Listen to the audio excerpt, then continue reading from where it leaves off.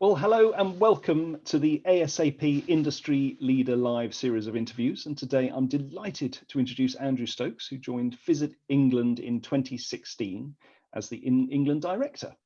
Since joining Visit England, Andrew has led on the creation and running of a £40 million government-funded Discover England fund, which has supported over 60 projects from pilots to large-scale collaborative initiatives, bringing a step change in English tourism product.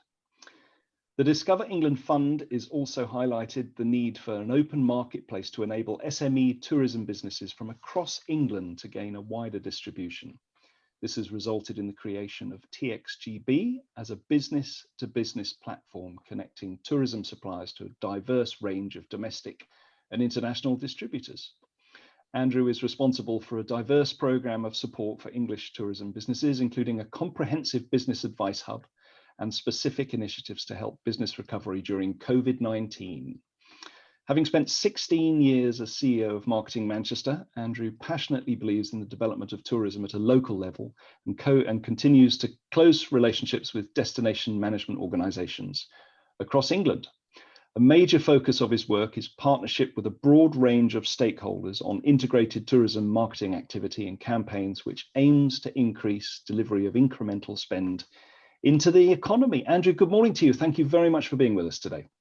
Good morning, James. Thank you very much for having me, and I'm delighted to be here having a chat with you.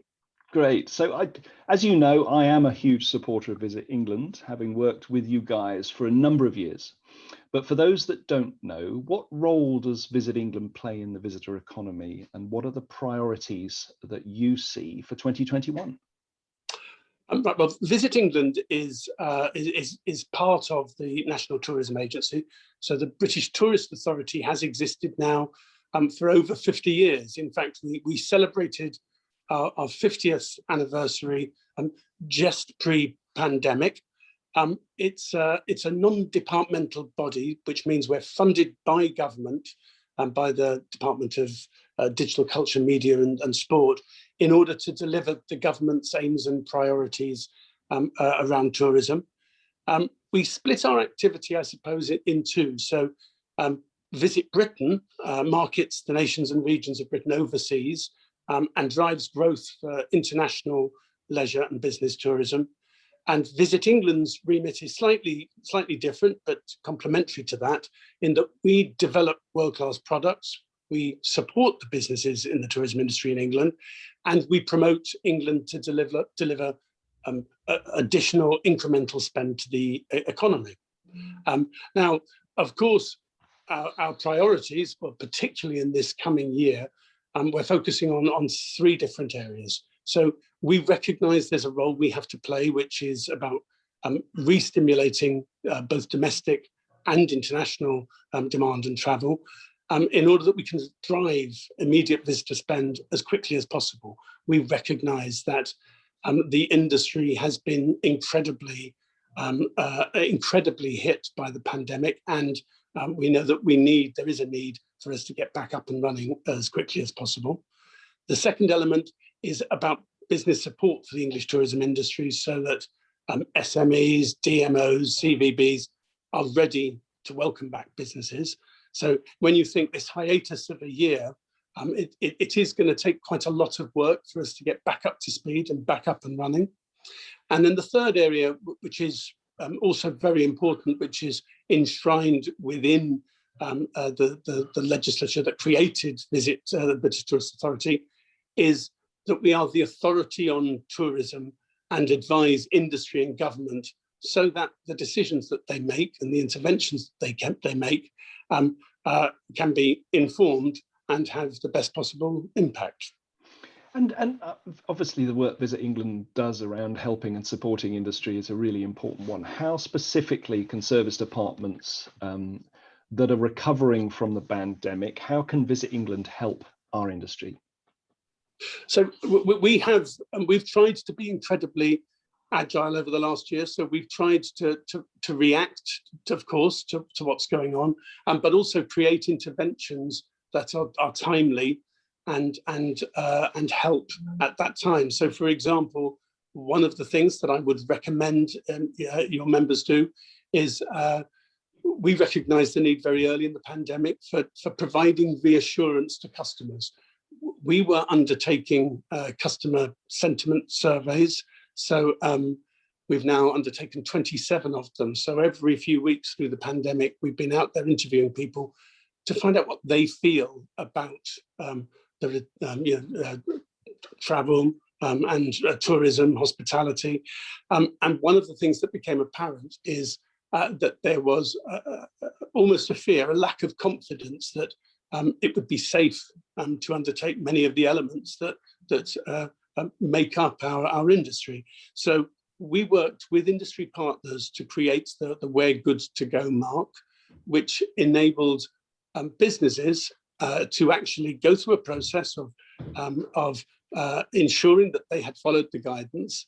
It was a self-assessment, but at the end of it, they were able to say, yes, I have done everything I should, and I'm good to go. And they were able then to get a toolkit which they could use on their advertising, on their windows, and they got a certificate. Now, actually, that has been hugely important, and some 46,000 businesses have actually logged onto that system. And whilst I'm not saying they were doing anything different, what it's done is it's enabled them to say, yes, I've got a checklist and I've done everything. And it provides a ring of confidence. I like to think of it as a ring of confidence that the public can say, yes, they're taking that seriously. The other benefit of that was that it created a tool for us to communicate with them. So as guidance changes, and we know that one of the stories of the pandemic has been change in guidance and opening and closing and whatever. But as guidance has changed, we're able to contact them straight away and try and tell them what that change means and what actions they may need to take. So that's very important. The other thing I would say, and I know you will agree with this, James, it's really important that we provide people with guidance for how they can get help. So we have the Business Advice Hub on our website, and it's a dedicated section that helps businesses navigate this changing landscape, points them in the right direction for financial support. It has been really successful. We've had over 200,000 visits to it because it gives that information on what they can and can't do. We've also run and will continue to run a series of business recovery websites where there's information on all sorts of things, and we've run now 12 of those. They've been hugely popular.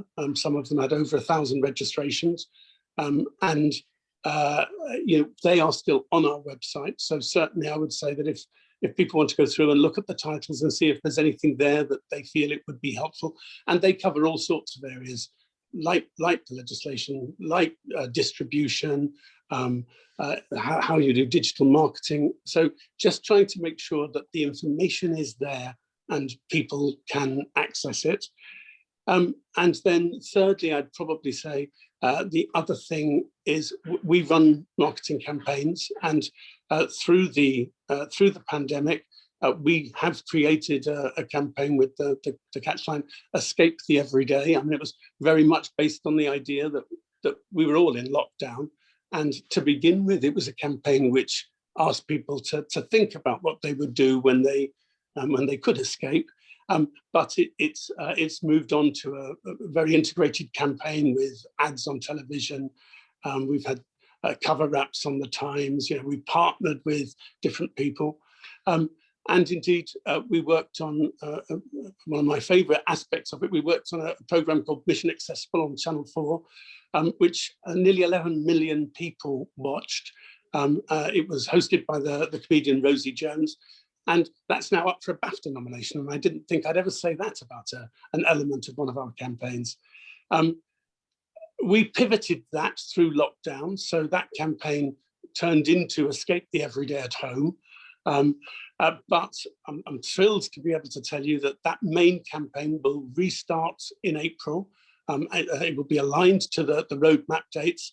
and it's going to be a major campaign in the next financial year, with us spending over £5 million. And the last thing I'd say that people can do is make sure they stay in contact with you. They look to the resources that you're offering and any other bodies that they're part of. So work with their local DMOs as well, because I do believe that whilst tourism is a national industry and a huge industry, it's delivered at a local level. In many instances, it's delivered at a very local level. You know, the experience that your members are providing will actually influence what people's perception is of the activity that they've undertaken. Fascinating. I mean, there's so much work going on, and you know that we can we can help and support you wherever we can, and all of our members are really interested in getting involved as well, Drew, wherever they can. But I think what's really fascinating, and the feedback I'm getting quite a lot over the last few weeks, has been around market recovery, specifically within the UK and certainly within our remit in England. What are your thoughts on which markets are likely to recover first then? I'll deal with that in a second, but you've just said something there that I'm very much, I try and be a glass half full kind of person. And one of the things I will say is that the story of the pandemic has been a story of partnership. And I think it's great that so many industry bodies are now recognizing that they need to work together. And you know, certainly the activity that we've undertaken, we could not have undertaken in isolation. And so I think the openness of our industry, I mean, I'm going to say particularly in England, because that's the industry I know, but the openness of our industry and the willingness to collaborate against this joint challenge has really impressed me. With regards to recovery first, well clearly we see that it's going to be domestic, because it's going to be domestic that will open up first. You know, I mentioned that we have been undertaking this sentiment tracker. We started that purely domestically, and we've now widened that internationally.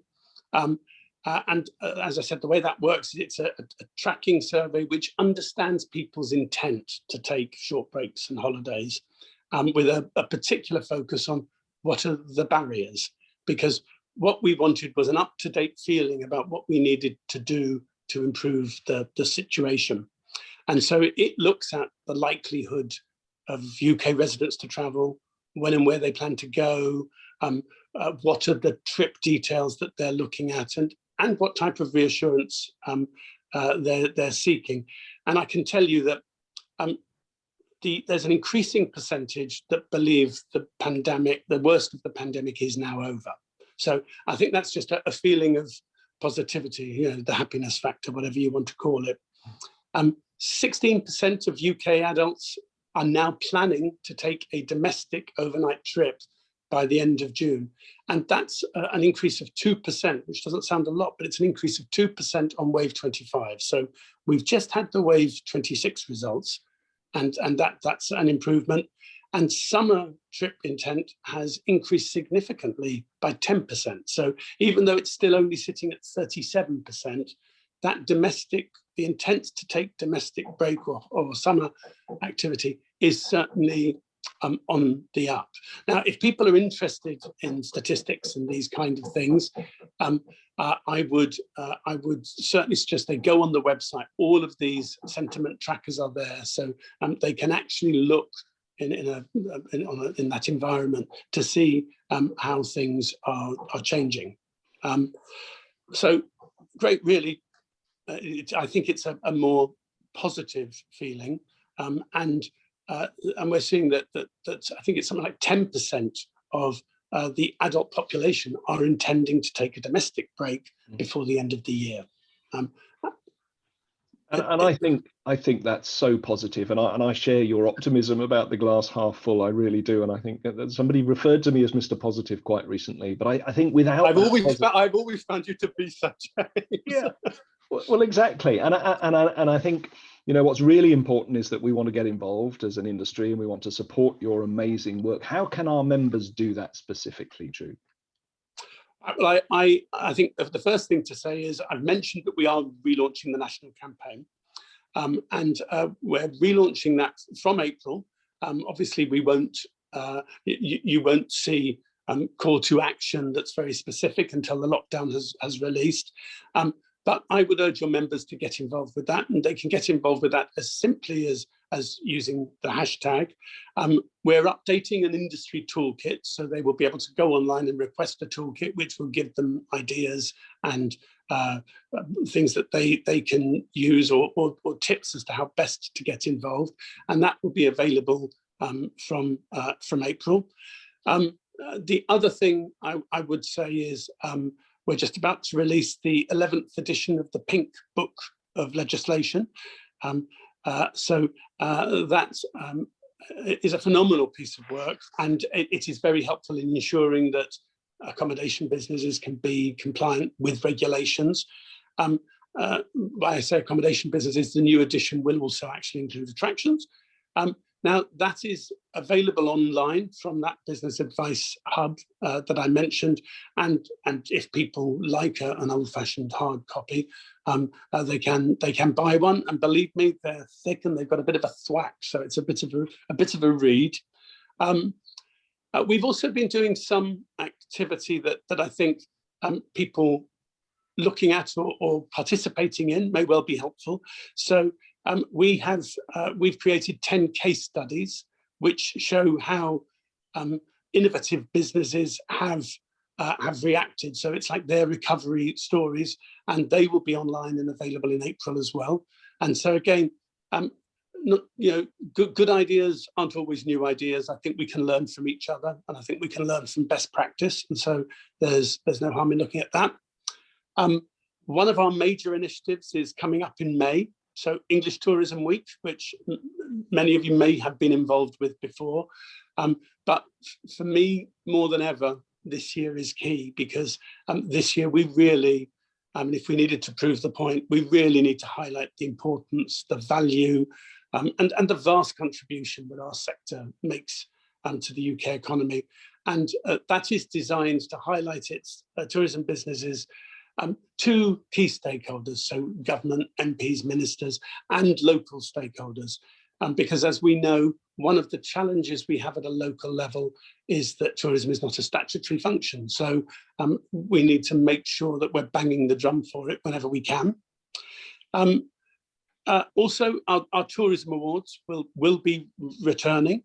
And so a slightly different slant, I think, in the up and coming awards, because I'm sure that at a local level, people will want to reward innovation and activity that has supported during the pandemic. But the applications for local tourism awards will begin in May. And though the award dates vary, winning businesses will be fed into the National Visit England Awards for Excellence in 2022. And I passionately believe, again, that awards reward excellence, highlight excellence, and it gives you an opportunity to pass on really good knowledge and experience. In the longer term, we will, of course, we're working now with government on the tourism recovery plan. And this, I suppose you could see this as the successor to the tourism sector deal, which had been announced the year before the pandemic. But we will be looking at the aspirations of that.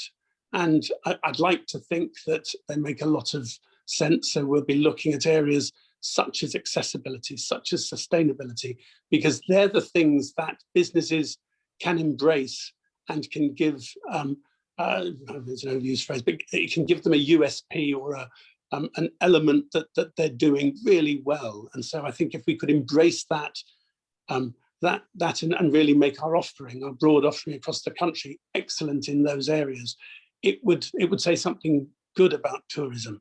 So yeah, I have this aspiration that we should be the most accessible tourism product, the country in Europe. I think, why couldn't we aim to be that?